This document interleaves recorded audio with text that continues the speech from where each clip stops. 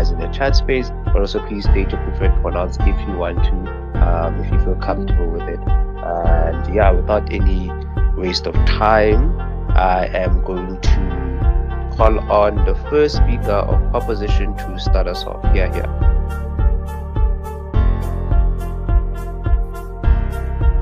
Okay, can anyone confirm that I'm audible? Yes, you are. Okay, great. Dylan, of course, from RPDA. My pronouns are he, him, and just a shout out to Coach Mace. We wouldn't have made it here without him. So yeah, I'll take my POIs verbally. So if there's nothing else, I'll begin my speech in 3, 2, 1. At the heart of politics is the idea of ideology. Simple ideologies that cannot coexist. We think that in a world in which we prefer the DA to not have been part of the coalition with the ANC, we think that this is a world that is particularly good for a few reasons.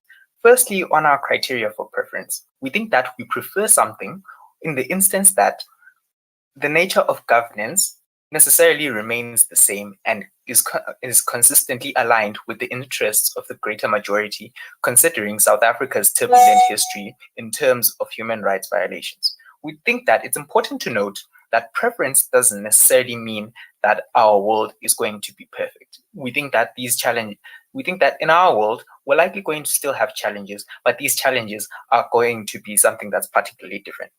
Firstly, what does a coalition look like? We think that a coalition essentially looks like two parties coming together to form something. We think that it's important that these parties have similar ideals for this coalition to actually work. We think that in a coalition, these people also have to have a good history of working well together. This is something that we don't have from the ANC and the DA. We tell you that in our instance, we're fighting the DA and not the ANC making a coalition. This means that opposition cannot say that we can't establish a functioning democracy because we still have other parties with similar ideals to the ANC, like the IFP. We think that generally the DA is of a liberalistic nature and it generally opposes race-based affirmative action. We think that this is problematic because I'll take you later. We think that generally the DA is capitalistic in nature, and this is something that doesn't coincide with the ANC's values, considering that the ANC is a nationalistic party.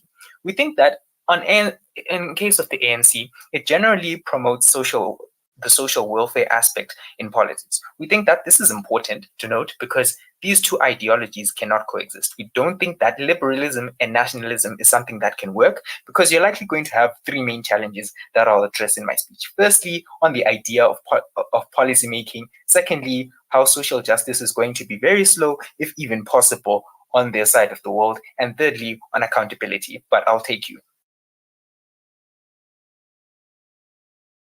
So what are the alternative coalitions that you suggest ANC go into coalition with, since it can't form a government without coalition? Okay, very simple. We think that we have parties like the IFP, which have very similar ideals. I mentioned this before, not sure if you were listening, but those particular coalitions are likely going to have better outcomes, and they're likely going to work better because they generally have similar ideals. So moving on to the first idea of the policy-making challenge. We think that in different ideologies, there are different approaches. We think that in the case of the DA and the ANC, we think that social justice, we think that policy-making is something that's going to be very problematic because generally the DA takes a liberal approach and the ANC takes a nationalist approach. This is to say that the policies that are going to be made by the DA are not likely going to be something that the ANC agrees with. This is problematic because in a coalition, such tensions are not supposed to exist. Note that on opposition, this is something that's likely going to be inherent because these particular parties have different ideals from the get-go. We think that historically, these parties have been holding each other accountable for multiple reasons, and we think that these particular parties consistently going to court on different issues is something that's going to be problematic, and particularly problematic when it comes to policy making and when it comes to policies are passed. Secondly, on social justice, we don't think that in terms of social justice, the decisions that are going to be made are going to be meaningful. This is particularly because in terms of social justice, the ANC has a social welfare approach. We think that the ANC necessarily wants to take care of a number of people, and the DA doesn't necessarily want to do that in particular. Note that this particular tension essentially means that when we talk about policy making, it's also affected because these parties simply cannot agree on what to do. And in the instance that they actually manage to agree, it's going to take too long and is likely not going to be as meaningful. The impact of that policy is likely going to be at a lesser impact, and that's problematic because we think that generally in governance, you're supposed to maximize, or you're supposed to maximize your resources and how they can actually be used. Thirdly, on accountability, we think that there's generally a lack of accountability in an ANC-DA coalition. Firstly, we tell you that the DA is the main opposition within this coalition. We tell you that the ANC and the DA necessarily take each other to court, and in the vast majority of instances, when this coalition has been formed, it essentially means that these people will necessarily have to will have two options: either to make each other look good all the time, or to either make each other look bad all the time. So with these two choices, it essentially means that these parties are going to go against their certain values within their political structures in order to ensure that this coalition works. We don't think that this is something that we can value, considering that the nature of this coalition necessarily has to be idealistic in the instances that it can actually work. We think that when we talk about accountability, generally, we're not going to have these parties working at their best capacities, and this is going to be very problematic. So what do you get on the counterfactual of what opposition has to defend? We think that opposition necessarily has to defend how accountability is going to be something that's better on their side. We think that this is particularly impossible because of the idealistic nature of these two different parties. Secondly, how they need to address how social justice is something that they can achieve better on their side of the world. And this is also something that's going to be problematic simply because of the nature of these parties. They also need to address certain policy-making challenges, considering how these parties actually function. We think that in a nationalist system, it essentially looks like these people have certain points at which they're exclusionary, and they do, and within the liberal approach, there's an essence of individuality. We think that these are things that need to be addressed, and this is why we are proud to propose a counterfactual in which we don't have these particular problems. We think that on our side of the world, we necessarily cater for the greater majority of society, because the general society has a greater buy-in into the ideas of the ANC. At a point at which we have problems with how the ANC essentially has their governance and essentially informs their governance. This is particularly problematic because it's important to note that already this is a failing democracy.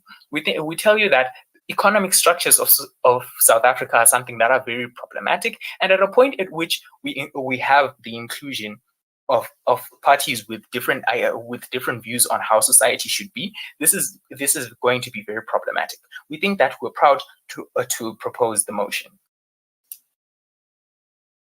Thank you very much for that fun P1 speech. Now to welcome O1 to start their side of the debate. Yeah.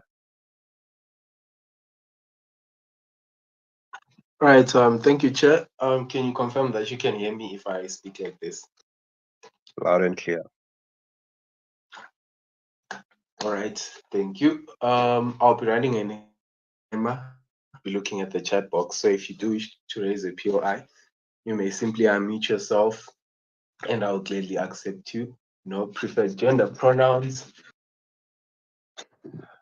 All right.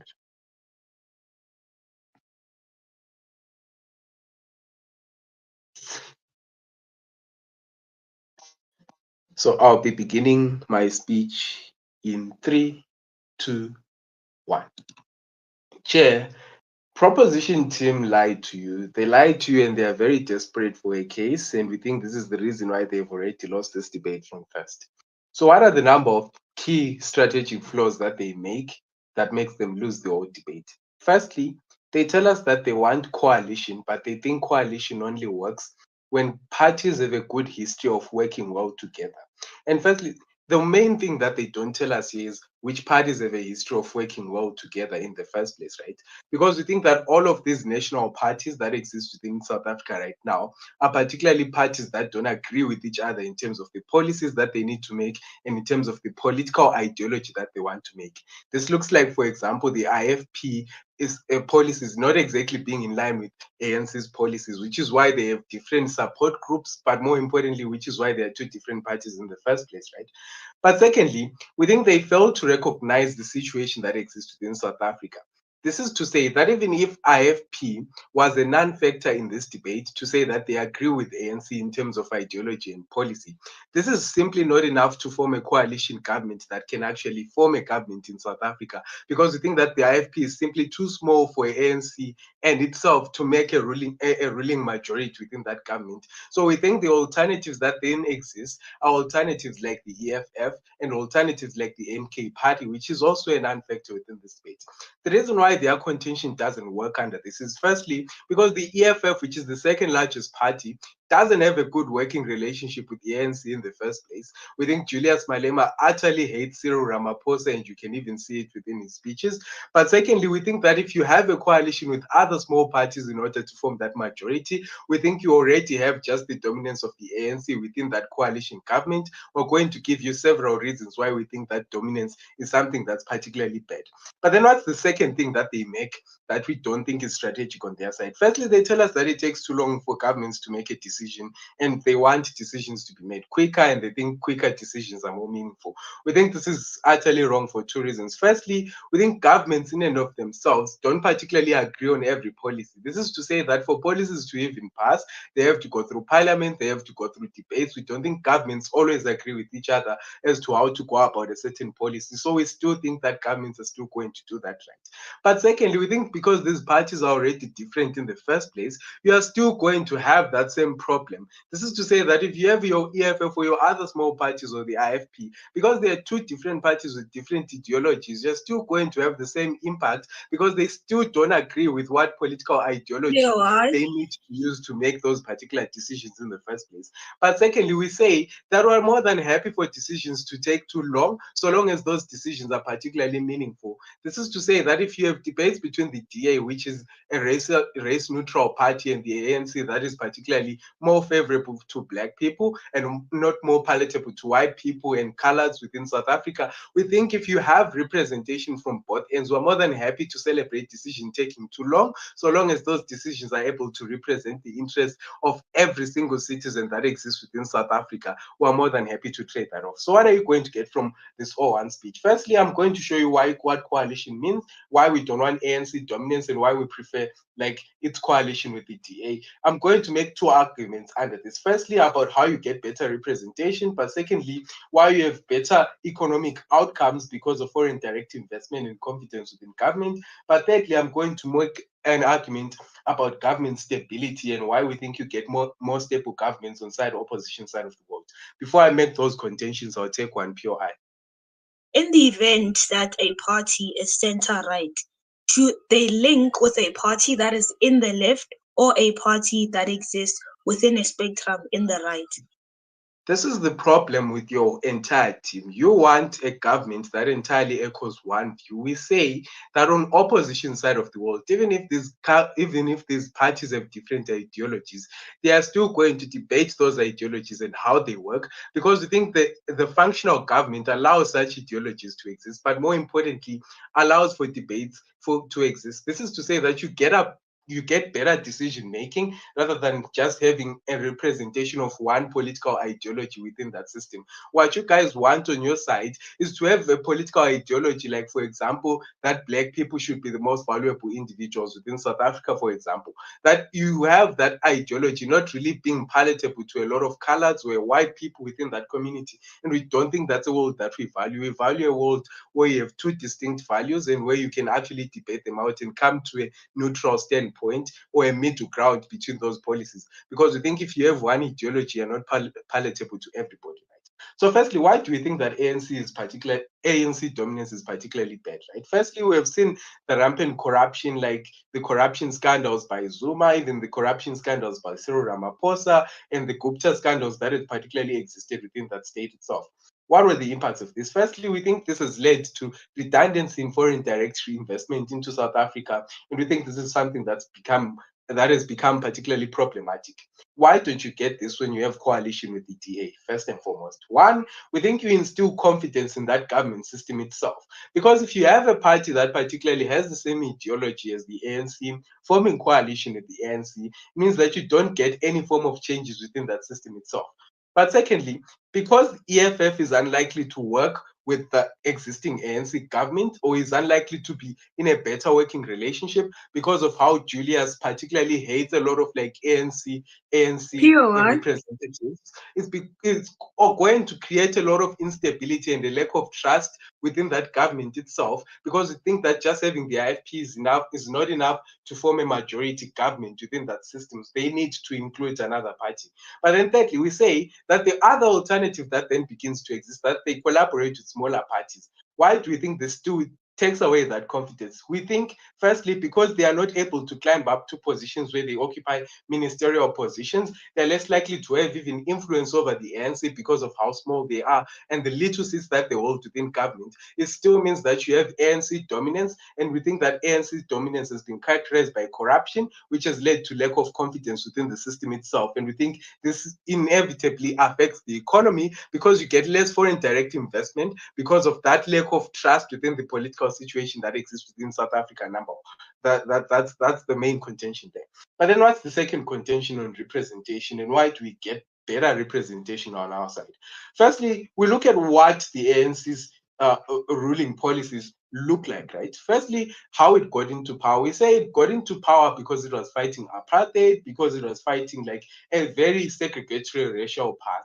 What is this something that we think is particularly problematic? Firstly, we feel like white people feel like ANC doesn't cater for their interests and doesn't represent their interests at all, which is why a lot of colored people go to the DA and a lot of white people go to the DA for solace, right? Why do we get better representation? We say the AFF and economic freedom fighters and other smaller parties are particularly catering to black people more because of like the social justice that they seek to have, right?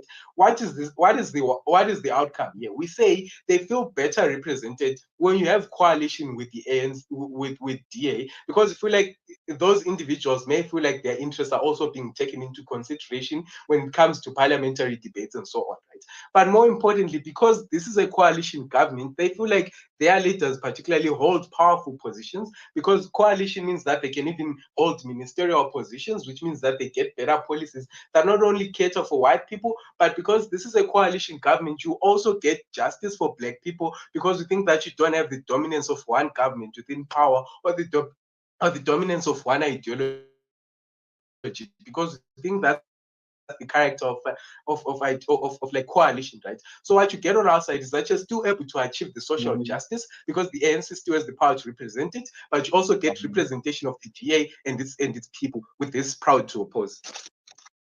Thank you very much for that fine P1 speech. Now to welcome P2 to continue the case. Yeah.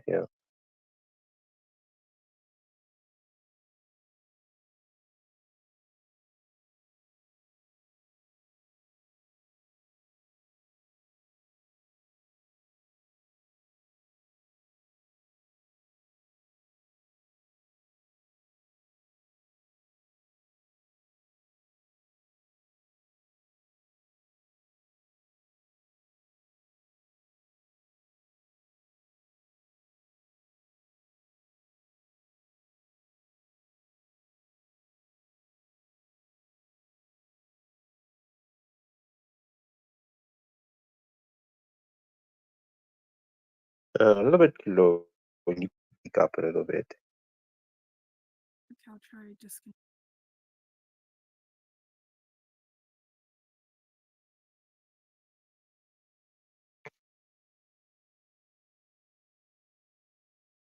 Is this better now? Okay, that is a little bit better. But please continue like speaking up when you speak, so that it doesn't get too low. Okay.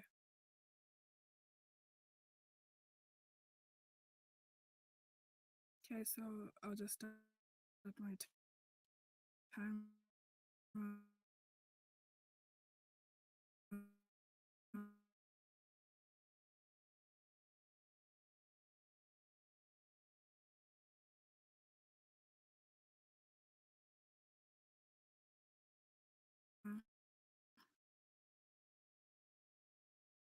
Starting my speech in three, that these decision making processes are already slow. But then this coalition with the DA is actually going to exacerbate the situation. I'm going to talk about this further in my speech. But they say that the same ideologies do not result in things such as change. We tell you that they can still be called out, right? The DA can still call them out while not being in a coalition with them. We don't particularly think that this is something that makes them unable to call the ANC out. But we also think that because the ANC who be in coalitions with other parties that are not the DA, it simply means that we're going to have this calling out culture or anything else.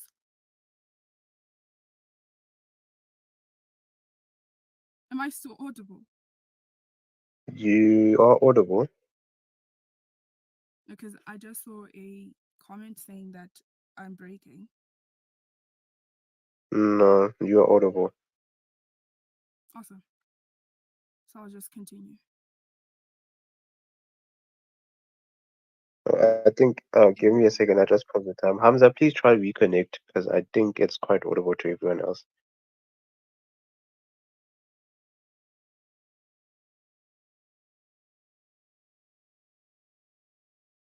Okay.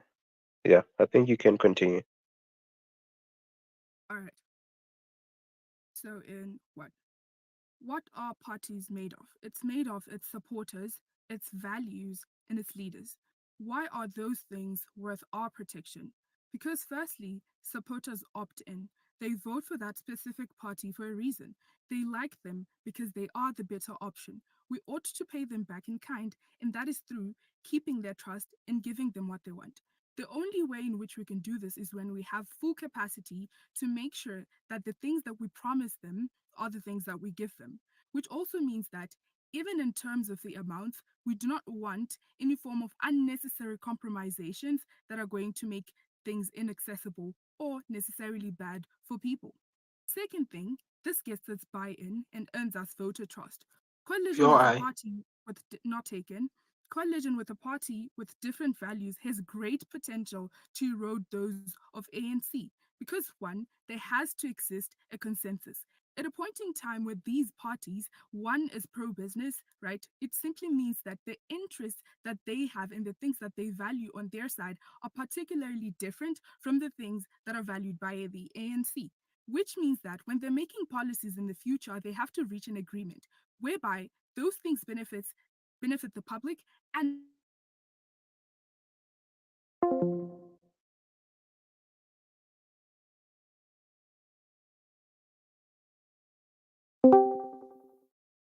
inequality gap that exists. We think that when they talk about how the approach that the ANC has is something that then particularly marginalizes the other races, right? We think that there are Pure existing eye. different social inequalities, and this is the only way in which we can achieve social justice. We think that when we're able to achieve that social justice, those people would not be excluded. We're tending to people who need our services the most, right? Thirdly, now, because the leaders make policies with the extra work with major opposition party and more disagreements on the kinds of approach that they with the kinds of different approaches and aims and values that they have, right? With parties with similar ideals, this wouldn't be the same. It simply means that in opposition's world, we would reach a gridlock Pure or eye. have a gridlock, right? Slow government processes are already there, but with parties with similar ideals, it just does not exacerbate, right? It doesn't get worse. Why is this the case? Because one, we have less disagreements. With parties with similar ideals, it simply means that at a point in time where we have is something that we need to solve or policies that need to be made, right? It simply means that they have many things that they are going to agree on, not only how this is going to benefit those people and how that is going to benefit those people, but we think that on our side, we prioritize the South African public's interests the most, right? But secondly, these very similar values. And I think I already told you about this enough. Thirdly, we have less compromisations as they have similar values, right? At a point in time where we tell you that we are okay with different procedures as long as they aren't conflicting. With the DA, these are conflicting, and a lot of compromisations have to be made in order for them to actually work together peacefully, right? Now, why is the purity of the party important? Because it is literally their identity, right? Firstly. Secondly, it gets them buy-in. We think this is why the party has not been losing since 1994, right? They've been able to deliver to the public what they promised them that they're going to deliver, right? But thirdly, it helps them deliver to the public because they have things such as um the public listening to them, right? They have things such as the public trust. Now, how is this taken away, or should we rather say eroded, when they are in coalition with the DA? Firstly, coalition with a party with different values and conflicting procedures, right? Firstly. Second thing, when the prioritization of public So interest is reduced to accommodate the interest, I'll take you. Speaker, if this party, the ANC, already had enough public trust, then why did they lose the majority vote? We think that this has been because of the rise of things such as these liberal views, right? We think that because there have been still social inequalities, the ANC is actually still working to cover that gap. At a point in time where you have individuals who are elites, who are whites, right? It simply means that when the DA is benefiting them, it only means that the people who voted for the DA are those people who own businesses, right? Because at this point, those people are already in a good position. We want to take care of the people who are not in that position, who need this protection. Moving on. Thirdly, their image in the public eye then changes when it's eroded, right? They want to be elected the next time, and when they compromise to that extent, they ruin it. We tell you that the reason why they got the majority of the votes is because the South African public still recognizes that they have not achieved social justice. To the point in time where they are now in a coalition, which is also going to benefit the people who have business interests, those very same people who keep on making the social inequality gap between them and the majority of the South African public increase. We don't think that the South African public would be rather happy with this. But how does this not happen on our side? Because firstly, we have coalition with a party with similar values. It means that we prioritize the South African public and what they need right now, this protection and this redistribution, right? But secondly, the prioritization of public interests is mutual between the two parties, which is not the case with the DA. But thirdly, their image is not harmed. Now, why are decisions on their side not meaningful? The DA has pro business views, which means that they have the interests of businesses at heart. These this particular approach is going to lead to things such as the deregulation to benefit businesses, right? To things such as investments in infrastructure. We think that these things are good, but those are not the things that the South African public needs right now. And we would rather tend to the things that the South African public needs right now, the average South African public needs right now, than actually benefit individuals who can self actualize. And with that, I've never been more proud. Thank you very much for that fine P2 speech. Now to welcome O2 to start there to continue their case. Please be very, very mindful of the time. Use the time bot to check if you're not keeping an external timer so that you ask POIs within unprotected time and you don't have any issues. But that's just a minor issue. O2, please.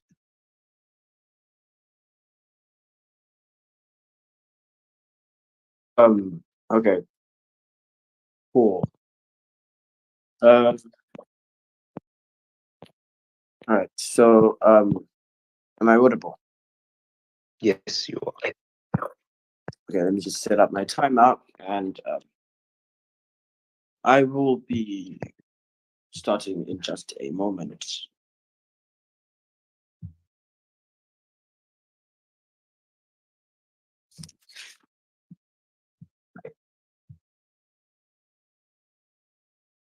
Okay, cool. South Africa's politics since 1994 have been governed by the lazy politics of the ANC, comfortable in the truth of non-threat to positions of power. We say opposition throttles this complacency. First, I'm going to give you three themes of contention on process, outcome, and principle. But before that, just a little clarity, right? We need to talk about what we mean when we prefer from opposition side. We think it's pretty similar. We think in terms of long-term economic stability and general welfare. So when I analyze these three contentions, we'll be using this metric throughout, right? So firstly, when we talk about the process, right? What happens here? They tell us, well, we think when you join along with the IFP, you get similar ideals, and these similar ideals are good because this helps prompt, government function, right? Three things. One, we think that's not necessarily the case because you also join with a number of small parties with vastly different ideas. We don't think that they get that ideological cohesion within the first place because we think IFP is a small party in itself that needs to conjoin with other parties along the AFP that would then end up having a lot of different ideological cohesion in itself. But secondly, we say that these parties that are already being held within the ANC are probably too small to hold significant voices within governments to make really groundbreaking decisions. What does this look like? It looks like ANC is still holding a huge, vast majority, a vast majority of the shares within the government, whilst smaller parties are scrambling for the less for the rest of the seats within parliament, and also squibbling between themselves on which policies they should pass. We think at that point in time, we think it makes it very difficult for you to have that ideological cohesion that they so cry for. But thirdly, we say the IFP generally and the ANC, even if they were both big parties, don't necessarily share the same exact ideas. We think whilst they still sit on similar spectrums, we think ANC being moderate and IFC being a very right party would definitely share differences in ideology that they'll still discuss regardless. Second item on process is the idea that governments can't have differing ideology, right? We say that differing ideology within governments in itself is actually something that's probably good. Why? We say given the nature of politics, we love it when governments neutralize each other's ideologies. I'm going to prove to you why this is something that's much more impactful as we go on. So we think just on the process, we think they failed to show us how they find long-term economic stability, and just on the process, they failed to show us how they find social welfare, because at the end of the day, we don't think they do much with their counterfactual, right? So let's move on to what the outcome then looks like. Cool. Two things. One, they tell us on prop that, hey, you know what we don't like is a world in which there is slow decision making. We tell them that we think slow decision making in any instance is something that's not necessarily that contentious, because we tell you that disputes don't necessarily go away. You have disputes within your party. That's why different people fight to hold who represents the party best anyway. We think that idea in itself doesn't necessarily fly. But secondly, we say they carefully considered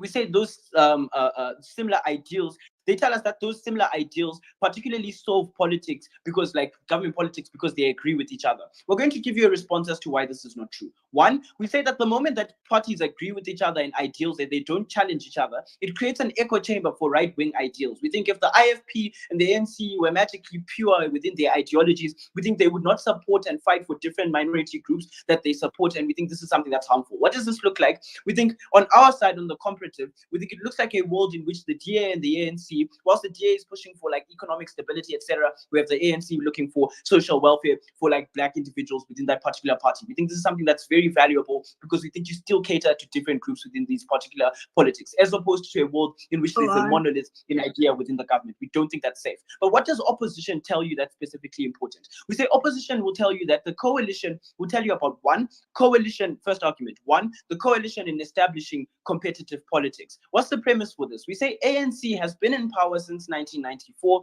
We think this has created lax politics within the ANC. We think they're usually reluctant within how they deal with their policies because they think that they're not going to get replaced now because of the amount of power the party has amassed during. We think it has allowed for corruption to grow and to be a budding threat. Now we say the moment that the DA and the ANC join, what it does is that it demolishes the structures they have set up because there's a particular dislike that sits for each voter base against each other. We think the voter bases of the DA and the ANC being diametrically opposed with each other disestablishes the structures that they've worked so hard to set up, particularly in maintaining voter power within those structures. But secondly, we say this is a window for more other parties to be jacked up, to be able to obtain the seat and be able to obtain majority vote at the end of the day, or to at least have a better fight at the chance for presidency. We're going to show you why this is something that's very impactful, even in the instance that it doesn't necessarily materialize. One, we say that it's likely better for policies because we think the winning party is much more incentivized to then start to create creative politics in order to suit their voter base and to get people to vote for them again, even after something like this. But secondly, we say during the governing period, we think we're likely to get competitive policies that are much better because these two governments are trying to prove why they're the best for most minorities. We think this will lead to them not necessarily being ignorant towards certain political groups and trying to cater for much more political groups because they understand the impact and the importance of this. We think this is something that is incredibly valuable that comes from us, right? Then I'll move on to my principal argument. But before we move on to the principle, I'll take your POI. Does John Steenhuisen love Cyril Ramaphosa? Chair, we don't think that necessarily they have to be in love with each other for this to necessarily, or for them to necessarily cooperate. We think they just need to be in a situation where they're able to understand the value of a coalition. We don't necessarily think that this is something that's very important anyway. But let's move on to the principle of this argument, right? We say that it's important that democracies attained, it's important for democracies that attained political freedom through democracy to uphold the democratic principle. What's the wash here? The wash is to say, we think likely on their side, the alternatives that they're going to bring are probably going to garner some form of turmoil anyway. We think either way, when you join with the EFF, there's going to be some turmoil. You join with the AIFP, it's probably not going to give them the economic stability that they wish for. But we're going to tell you why, even in the instance where everything fails, it's important to preserve this democratic principle. Why? Because we say we can only breach the democratic principle only in instances that it has failed absolutely to be representative of the majority. But we think at a point in time at which it's accurate in representing the majority, specifically in the way in which the DA has represented like a fair majority, specifically in coalition with the ANC, we think this is something that is valuable. Why? One, we say it's valuable because it then doesn't justify civil uproar that just comes from different minority groups. What does this look like? It looks like minority groups saying, okay, we think we don't like X party, and therefore we've got a right to revolt, and we've got a right to be angry about these particular systems. We think this is the problem that then arises in a world in which this is something that particularly happens, right? So then in which particularly happens. Secondly, we think we're able to ensure the representation of multiple different races, and this is important mainly because of the scars from apartheid and how racial segregation has become a big issue within South Africa. We think we don't justify that idea of saying, hey, you know what, South Africans don't like white people, and we've got a justification to revolt and to uproar and to further oppress these groups of people because of those reasons. We think because there is a democratic principle that allows everyone in which has represented the majority to represent the majority fairly, we think this is something that's fairly valuable on our side. So we think on our side, what we managed to do is to show you the importance of the principle and the importance of generally the outcomes of ensuring that this is something that happens. Never have I ever been more proud to oppose. Thank you very much for that fine to speech. Now to welcome P3 to continue the substantive. Yeah. All right, just to check, am I audible? Yes, you are. Okay, cool. So I will start my speech then. Okay, yeah, before I start my speech, a huge shout out and happy Father's Day to the male coaches that made me who I am. Ngosi and Coach Mace, to mention a few. Shout out to you guys, you're the best. Okay.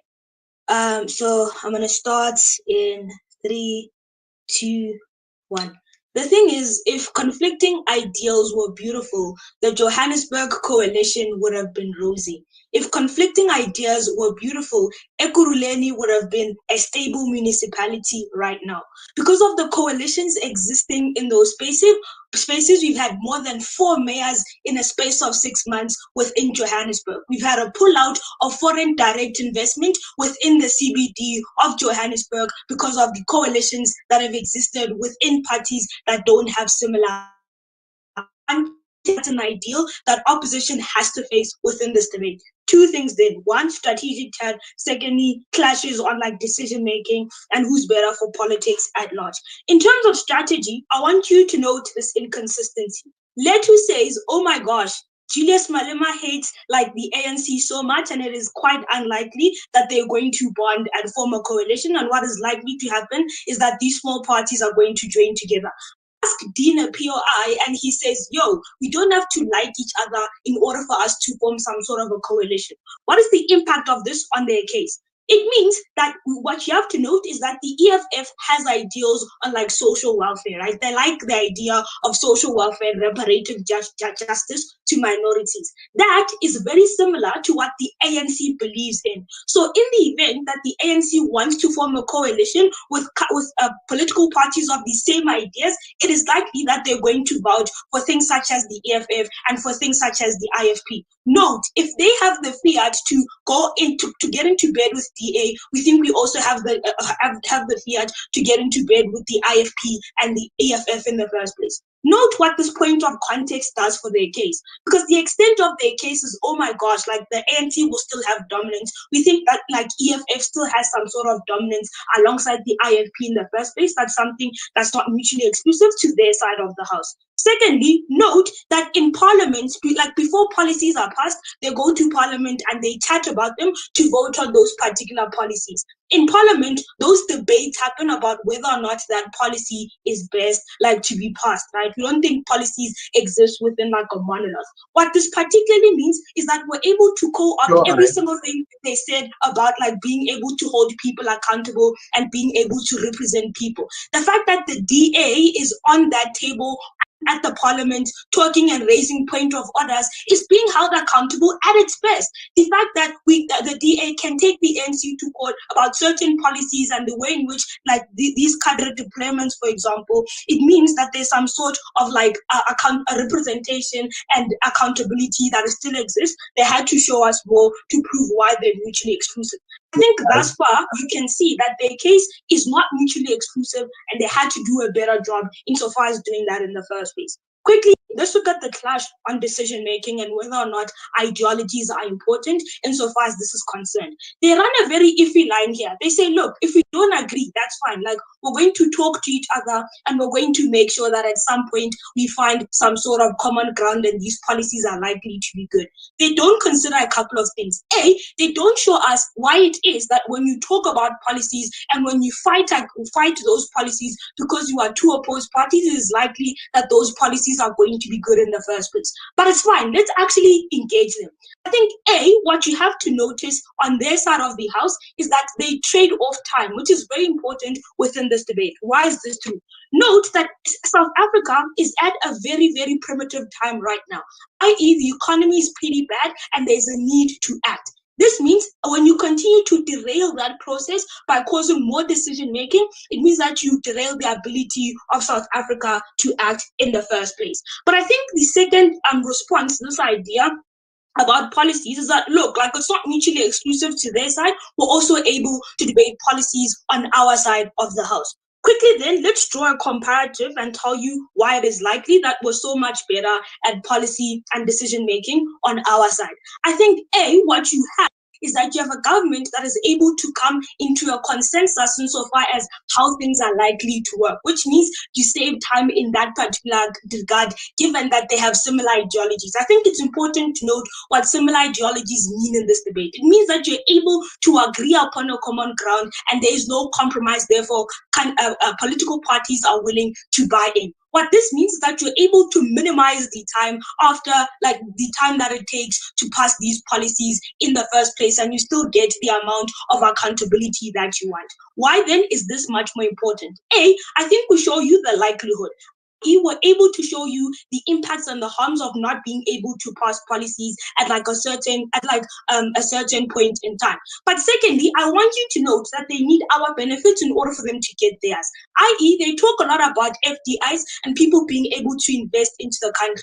Quite frankly, business people don't like bureaucracies and people who take quite a bit of time in policy making. Like, look at how they're likely to invest into countries such as the USA that don't take much more time insofar as policy making is concerned. What this means is that Letu says, yes, the FDIs that we like so much are going to go away, and we're so much proud to have that they're so much proud to have that on their side of the house. Quickly then, let's look at this clash on who's better for politics, right? What do they talk about?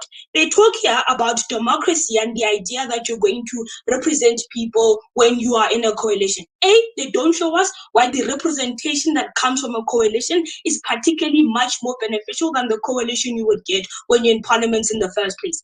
At its core, what we get from Letu is the fact that, oh my gosh, these people will know that this person is a minister, and that is necessarily good. A couple of reasons why this is harmful. I think, like the way in which representation exists is that people believe that I buy into this party because they purely believe in the black race, they purely believe in the white race, they purely believe in racial liberation. What this means is that when that political party pivots and it compromises, it means that that sort of representation is minimal because of the extent of compromise that happens in the first place. Note then why we're better on our side. Because you're able to represent these people insofar as Parliament is concerned and insofar as calling out these people is concerned. I want to bring back the argument that Dylan makes that goes responded to completely in this debate. We chat about accountability, right? We told you that the DA uniquely is the second biggest political party here, and they're a political party that has been able to take the ANC to court with things like cadre deployments. They're the political party that has been able to point out the DA, the ANC, for doing bad things, right? Note that you cannot get that from other parties, right? And that is why the DA is extremely important here insofar as accountability is concerned. That argument is important because you can only hold people, you can only represent people when you're able to hold a certain party accountable, and that is because you say actively that I don't believe in that particular thing. Note then, again, why they need our benefits to garner theirs. But secondly, I think I'm also able to show you why we have much more representation on our side. I think then, like, Kayleen's argument goes unnoticed in this debate because we tell you about the fact that what mostly happens is that you let go of the beliefs and values that you have. Beliefs are important because that's why people bought into you. We think you don't represent them when you let them go. Secondly, we think that these are important because these are the mechanisms that we use to hold countries accountable. Quite frankly, when I die, bury me in a red tie, not a yellow one.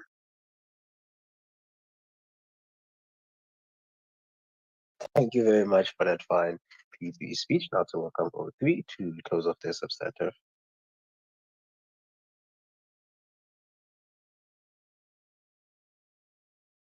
Thank you so much, Chair. Can you please confirm if I'm audible if I speak like this?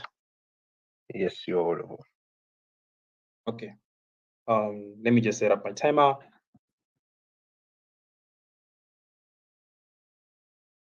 Okay. I'm Leslie, and I'll be taking my POIs verbally, and please don't budge up. With that being said, I'll start my speech in 3, 2, 1.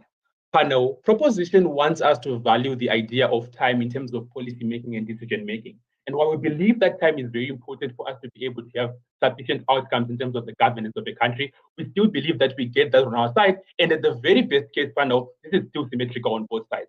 They come to this debate and then they believe, and then they try to buy us into the idea that similar ideologies are likely going to allow for better engagement. But in the same P3 speech panel, they tell us that the DA is likely having the same opportunity to take these people to court and still be able to store this process as a whole. The response here becomes very clear. If the DA still has the power to take certain individuals to court and still be able to interrogate these policies, we're likely not going to be able to achieve better outcomes in terms of the immediacy of policy implementation that they actually argue for. We think at the best case scenario panel, we're likely going to be able to have to lose the same amount of time because the DA will continuously take the ANC and whatever party it forms a coalition with to court simply because they want the same outcomes on their side. We likely think that though on our side, we're likely going to save that amount of time because these people are likely going to be having these debates internally and they're likely going to be less turbulent at the end of the day because these people already share an understanding of the pros and cons of these ideas before they actually put pen to paper because they agree in this particular regard. We think that in itself is likely going to be important because ultimately we solve the conundrum of time that they try to defend over and over again. But what then do they also tell us on their side? They believe that, they are likely going to have better accountability on their side and they're likely going to be able to protect. necessarily true because of two key reasons. One, if the ANC is likely going to form is likely going to form a coalition with any other party that is not necessarily the DA, it means even the accountability mechanisms internally also get dismantled. That is to say, if a party that has 1.25% of the entire vote is trying to hold accountable a party that has over 40% of the vote, obviously the power dynamics will keep on shaking and will likely be able to affect how the decisions are likely going to be made. We think the IFP is a non-factor, and because of that, they are a very small party to the extent that they cannot necessarily hold accountable the ANC to the best of their ability because they are likely going to be less powerful in parliament. But secondly, they are likely going to ensure that there's still interrogation of policies by the DA through the National House of Assembly.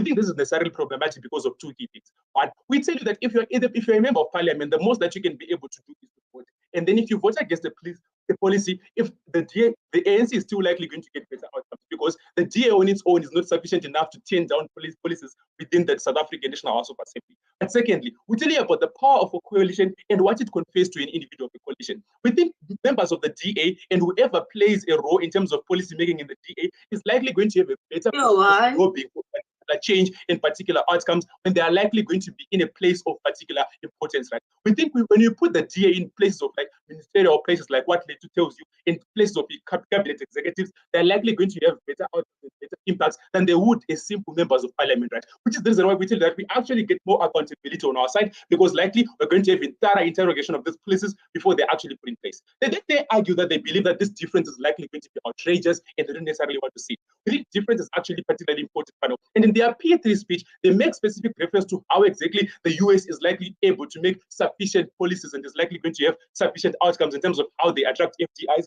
because they've got better data. We tell you two key things here. We tell you one thing, panel, that the US is at that particular percent because they've got two key parties that are likely at loggerheads with each other every single time when the Congress meets, but they are likely going to have better outcomes, right? We tell you how the Democrats and the Republicans, they have got different views and different ideologies, but they've been very successful in making the United States a very good liberal democracy and one of the best economies in the world. We think this is something that we're likely going to be able to achieve on our side and it's likely going to be beneficial in the end. What do we get from their people?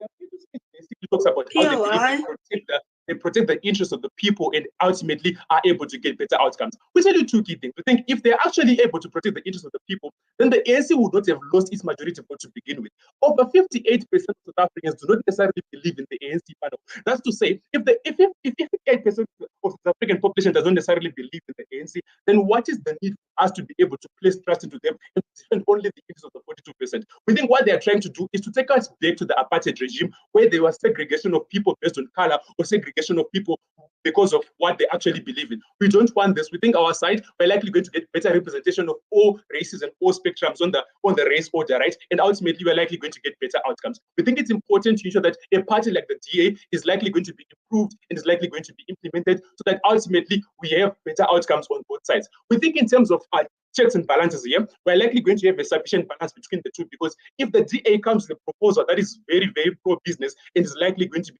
particularly problematic to the social welfare of the people, they are likely going to be protected. But also in the flip side panel, we think also even if the ANC comes with a very outrageous policy, which is likely going to be problematic for the wellness of the business and is likely going to chase away FDIs, we think this is going to be particularly important.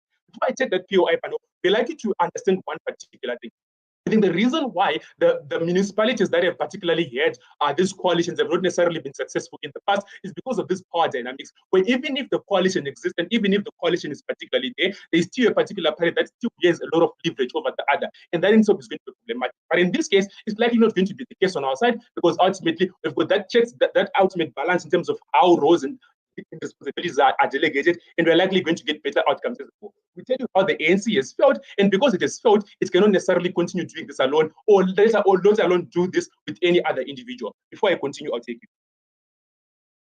So your whole chat is about how parties are small compared to the ANC. The DA is small compared to the ANC, and therefore compromise will happen, and therefore the accountability you talk about is unlikely to happen either way.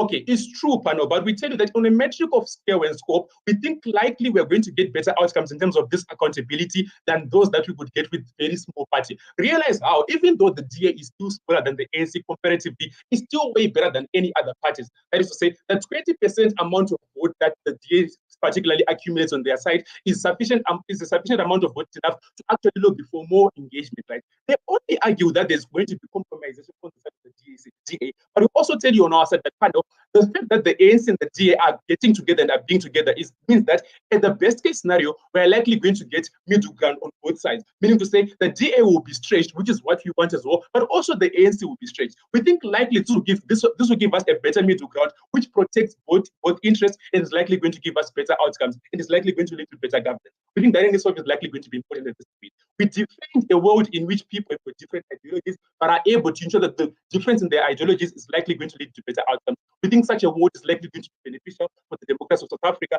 and is likely going to be impactful towards allowing growth and development. So what then do you get in terms of way up here? We tell you on our side of the house that we are likely going to get a better understanding of how decisions can be put in place and likely going to be interrogated in the best possible way, so that whatever outcome that we get is likely one that's going to benefit people and is likely one that's going to benefit both sides of the spectrum. We tell you that in terms of representation, they are likely going to represent every single other individual and ensure that their interests are actually get at the end of the day. We think it's important that you cannot necessarily seclude a party like the DA, which has got over 22% of the entire vote and is likely has the buy-in of parties like of individuals like whites who are likely going to be beneficial for the progress of the country as a whole, because the country is meant to be inclusive. And if we are meant to be inclusive, it means we are able to actually be very, very inclusive by actually ensuring that rights and the interests of everyone are represented in the forms of governance. Right? So what do we tell you in terms of opposition? We tell that we protect the rights of individuals more on a competitive level because we've got over 60% of people on our side. Secondly, we're likely able to get better outcomes and better governance. And because of this, we are pro-DA ANC coalition. Proud to oppose. Thank you very much for that fine O3 speech. Now to welcome the opposition party to close off their side of the debate. Yeah.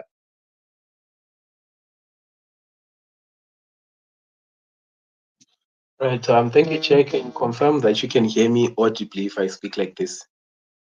Loud and clear. All right. May I get a few seconds to set up the timer?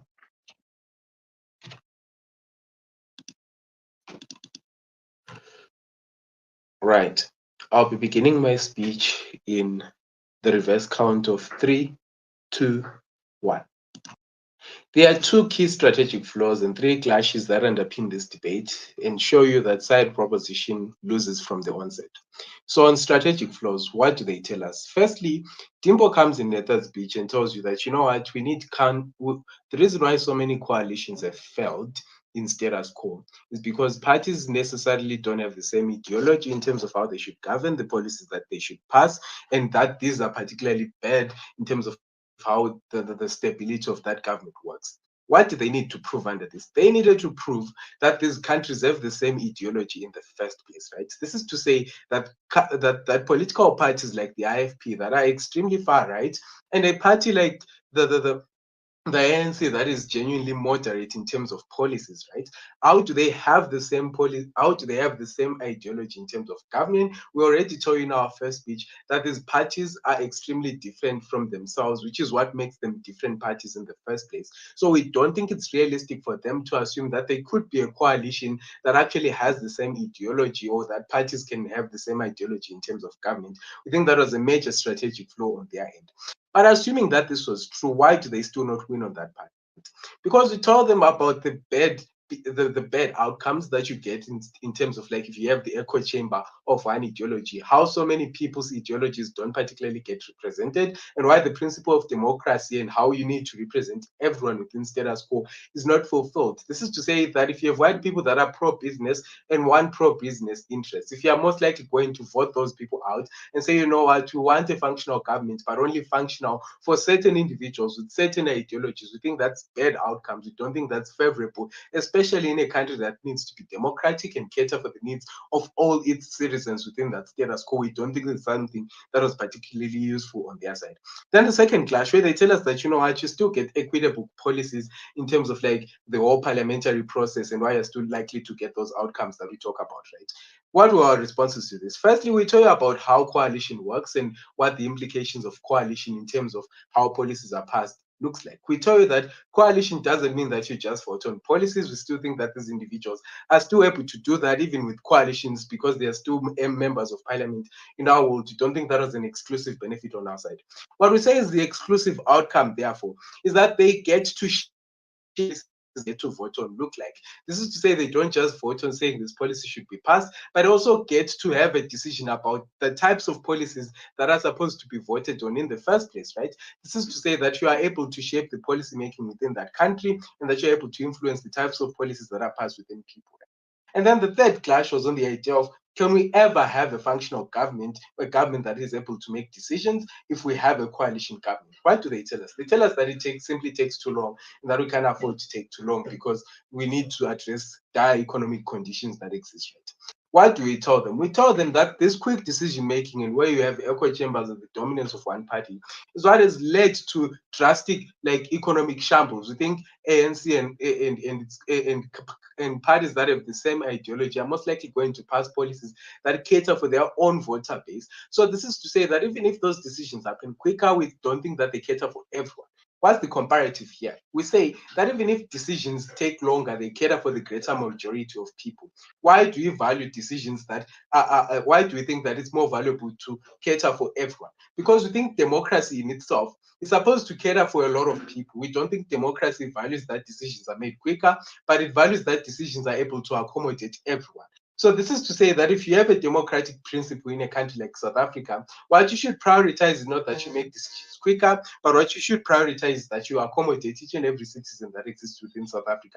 Then also is the last thing. We tell you that the amount of hatred that exists between EFF is greater than the amount of hatred that you have between the DA and the ANC. What does this tell you? We tell you that there's more confidence in a more stable government if you form a coalition with a bigger party like the DA, right? This is to say, we give you examples of Julius Malema's outright statements against political leaders of the ANC, and why you are less likely to have a healthy relationship as compared to the DA. We tell you that you get stable governments on opposition side of the world. With all of these contentions, we win. Thank you very much for that fine speech. Now we welcome the opposition with fine speech to end the debate here. Yeah.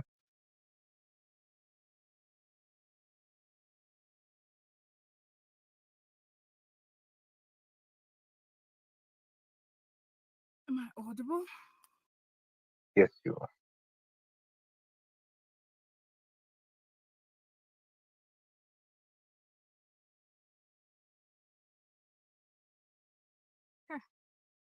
I'll begin my speech. Oh, wait.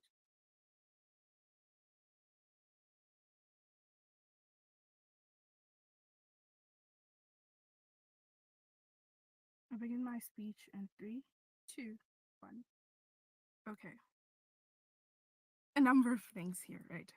Firstly, on representation. On our side, we also have this representation because there's little to no compromise between the parties in coalition, right? This means that when we tell you that we want these decision-making processes to not get any longer, it means that when Dimpo tells you about the current situation in South Africa, it simply means that the average South African citizen needs more attention. Right? When we tell you that this little to no compromise is actually going to represent people, it means that even those policies which are still going to be passed are still going to benefit those people who are able to self-actualize at the end of the day because they own businesses. They're not really people who are in a vulnerable position, right? Secondly, we think that by prioritizing those people, the public interest, it doesn't mean that we necessarily negate the business owners. They're just not our top priority. Secondly, Dimpo already does a very good job on telling you about how we also have these FDIs and how they're actually beneficial more on our side of the house. But thirdly, on accountability, right?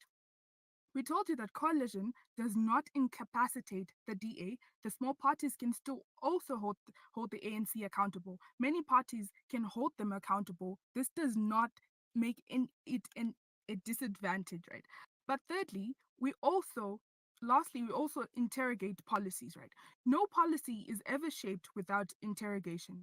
Firstly. Secondly, we also have incentive to make this better because one, being elected the next time, but two, we have to make those policies effective because people are still going to hold the governments accountable or those parties.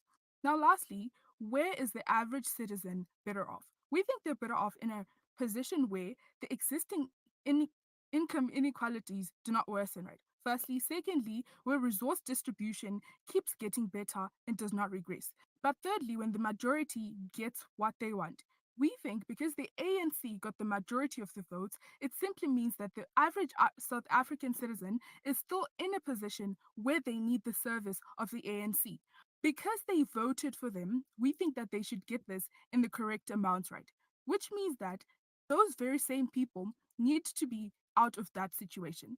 The DA is still going to gain votes from people who are now in a position to have businesses. The ANC had policies that benefited those people, and now they're in that position. Every other average citizen needs to have that very same situation, right? We think because those very same policies made it possible for those now business owners to self actualize, they should keep being the top priority because they're going to benefit the greater public, right?